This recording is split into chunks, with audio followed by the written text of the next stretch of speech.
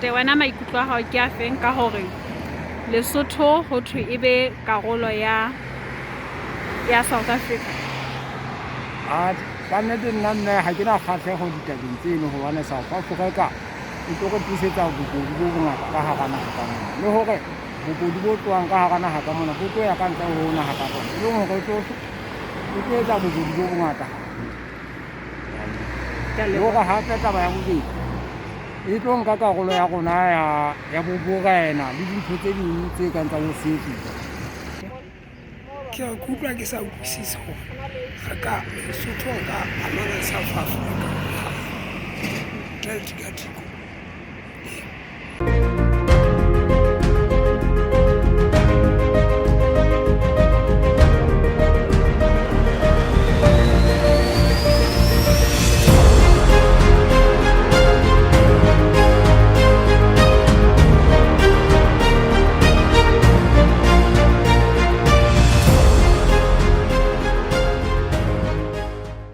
Maikutlo a ka a tseba nna ka Lesotho ha ke batle letho fela jwale ke na le mabaka nka ka etsang hore mohlomong a ke keteletse ke na le pheto ya ho dumellana le monyenyetsi o jwalo. Lebaka la ka la pele, Lesotho mo re sokola haholo re ho tloha botjheng ba rona ho fihlela botsofading, ha hona dintho dipheto tse re di bonang tse mohlomong re ka di tsa re tswellisang pele ka